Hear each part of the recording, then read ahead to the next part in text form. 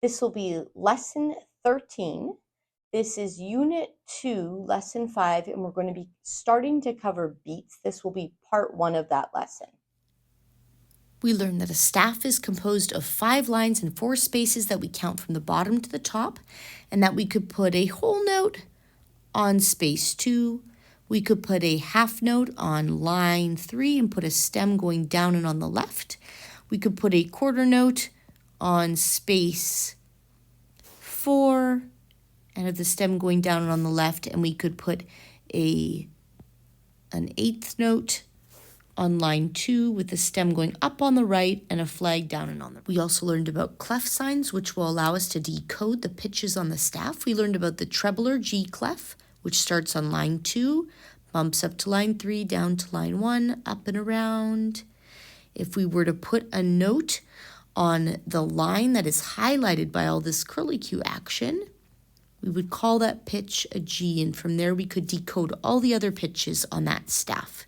We also learned about a bass or F clef, which will start on line 4, bump up and hit line 5, half a heart down just under line 2 is where it'll stop, a dot in space 4 and one in space 3. Those 3 dots here, they highlight line 4, and if we were to put a note head there, it will be an F, that will be the pitch, and from there we'll be able to decode all the other pitches.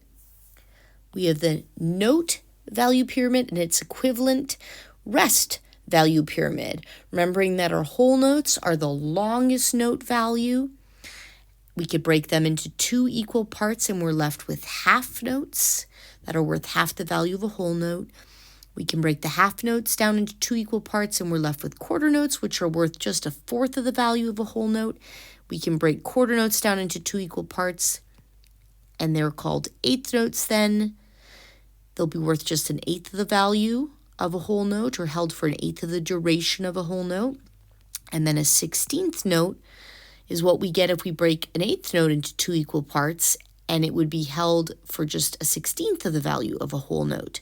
Remember that we have all these same equivalents in rests. So rather than playing a note, we would play a silence. We have whole rests and half rests and quarter rests and eighth rests and 16th rests. Remembering also that the only thing we can glean from these note or rest values when they're not attached to a score with additional decoding information from the composer is their fixed relative value. So a whole note will always be worth twice as much as a half note. A half note will be worth twice as much as a quarter note.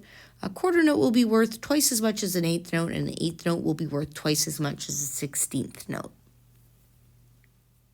We learned about bar lines on a staff, which will always go from the top of the staff to the bottom of the staff. They're useful because they help make it a little bit easier to read music because they group notes together. The area between the bar lines, between each set of bar lines, is called a measure or a bar. We can use those terms interchangeably. And we'll always have a bar line at the end of every line. It'll never be left as an open staff. We can think of them as being a little bit like mile markers. So this can be recognized as measure 1, measure 2, or bar 2, measure 3, measure 4, measure 5, etc. This will be unit 2, which is our rhythm unit, lesson 5 on beats. Do you know how to feel your heartbeat? Place the first 2 fingers of either hand on the left or right front of your neck and you will feel your heartbeat. This steady heartbeat is also called your pulse. Each pulse of your heart is called a beat. Music has a steady pulse too. Just like your heart, each pulse of music is called a beat. In everyday life, we measure duration in hours, minutes, seconds, milliseconds. In music, we measure duration in beats and subdivisions of those beats. So when we're talking about beat and rhythm, I just want to remind you that this is a beat and the rhythm is going to sit on top of that. So it could be ba ba ba ba ba ba ba bum, or ba ba da ba ba ba bum ba ba, or it could be ba ba ba ba ba bum bum bum. What my mouth is saying is the rhythm. What my fingers are snapping is the beat. Beat can very much be thought of as being analogous to a second hand on a clock, recurring, predictable, independent of the weather, or if you're in a rush, or what other events are going on in your day. It just ticks on no matter what's happening around it. And that's very much what a beat should be in music. So we'll start the beat before the piece and it could continue after. The metronome can keep on ticking along.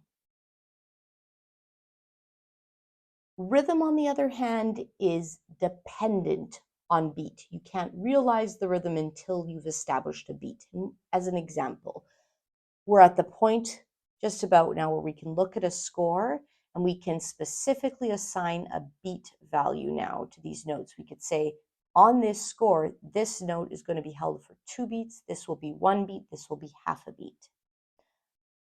But we still actually can't play or sing that until we've established a beat, because is that note that's worth 3 beats going to be 1, 2, 3 beats long, or is it going to be 1, 2, 3 beats long, right? So until we've established that beat, we actually still can't realize the score. Rhythm is variable and it is dependent on the beat in order to be realized. This is one reason you're going to see me being very adamant that we always establish the beat before we try realizing anything on the page or playing or singing anything on the page, because everything depends on beat. We can't realize it or play together, certainly, until we've established a beat. So the very first task I want to work on right now is learning to externalize and internalize a steady pulse, which might sound really easy and straightforward. And for some people it is, and for some people it's not. But it's one of the most important things when we're talking about actually being able to play together. Okay, so we're often very unaware of how unstable our pulse is, which is where a metronome can be very handy. I typically do not introduce metronomes with my beginner students. We have other ways of feeling pulse that are a lot more flexible and gentle, sort of. For example, 1, 2, ready, go. And then a parent or teacher can gently clap along with a little less rigid of a pulse, okay? But we want to be feeling that pulse driving everything we're doing from the very beginning. Because we're working in this format where I'm not able to work one-on-one, and we're even limited just by I can't show you the music and also be clapping and stuff like that without getting all fancy. So some of the strategies I'd usually use with one-on-one sessions in person, I won't be able to use here.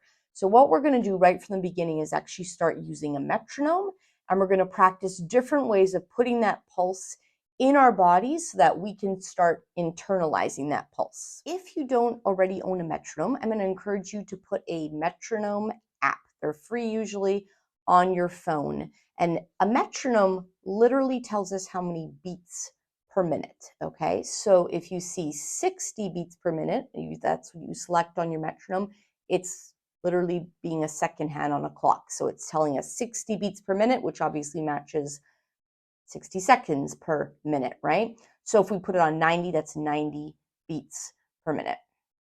So we're going to learn how to externalize and internalize that pulse simply by starting that metronome, and then we're going to practice clapping to it. I recommend, instead of just this, I recommend a circular clap like this. I talk to little kids about like thinking of releasing a little bird up into the air. Reason being, we feel the time between claps more easily, and it becomes easier to keep it very redundant, recurring, regular, versus if we keep our hands close together, we could start speeding up or slowing down and not really realize it, okay? So this kind of helps us understand the time between claps. Just feel that. So I always listen to the pulse first, then I'll count us in, and then we'll start clapping that beat. 1, 2, ready, clap.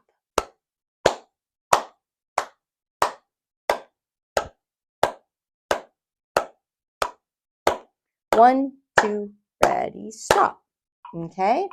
And another way of feeling this is going to be marching. Again, I say marching, not just tapping your foot for the same reason as I said, not the best way to start just by doing a gentle clap like this, because it's very easy to rush or change tempo without even realizing it. By marching, there's that aspect of weight shifting. And once your body gets in that groove, it's actually much easier to keep it going. Okay, so we're going to just march or walk. You can think of it that way. 1, 2, ready, go. March, march, march, march, walk, walk, walk, walk, walk, walk, walk, walk, walk, walk, ready, stop. Okay? Another way of doing this is to just give yourself bigger claps. So put one hand flat and then 1, 2, ready, go.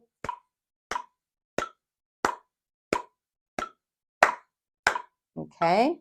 We could also just tap the stand or something, but I would encourage you to keep the motion pretty big so that, again, you can feel the interval between beats and it's a little bit easier to keep that very, very steady recurring pulse. We're now going to try putting a beat or a pulse together with a rhythm in a very crude way, not looking at music yet, but just putting together these two elements. So we're going to be keeping the beat or pulse in our hands, or if you prefer in your feet, either I would recommend a circular clap or a marching for now, and then we're going to put the rhythm in our mouth. All right, so we're going to get the beat going in our hands right now, or your feet if you'd prefer. Metronome set at 90. 1, 2, ready, clap. Okay, and you can watch the first time if you want to. I'll do it a couple times. We're now going to say 6 one-beat notes. Okay, and I'm just going to use the syllable ba. 1, 2, ready, go. Ba, ba, ba, ba, ba, ba. Okay, we're going to do that again. 6 one-beat notes on ba. 1, 2, ready, go. Ba, ba, ba, ba, ba, ba. Okay, same exercise, but we're going to do a different rhythm. So this time our mouth is going to say 3 two-beat notes. Okay, so each note will be held for 2 of these metronome clicks or 2 claps. Okay, again, you can watch the first time if you'd like to. Let's start our hands first. 1, 2, ready, clap. Okay, 3 two-beat notes. Okay, 1, 2, ready, go. Ba, ba, ba. I'll do that again. 3 two-beat notes. 1, 2, ready, go. Ba, ba, ba. All right, so an extra challenge. We're going to try doing a recurring pattern. So we're going to do 2-beat note, 1-beat note, 2-beat note, 1-beat note. Okay? Good luck. 1, 2, ready, clap. Get our beat going. 1, ready, go. Ba, ba, ba, ba. We'll do that again. 1, ready, go. Ba, ba, ba, ba. The book talks about the pulse or heartbeat of music versus just a metronomic beat or a second hand on a clock, as I've mostly emphasized today. I very much agree with that concept, actually. Music does have an ebb and a flow to it, and pulse is not a rigid thing. However, as musicians, we all need to be able to play with a metronome because it's how we learn to internalize an external common beat, okay? Eventually, we don't want our music to sound robotic, and we won't panic if the pulse ultimately ebbs and flows a bit. But for now, the metronome is going to help us get to that point where we're able to handle flexibility in a responsible way.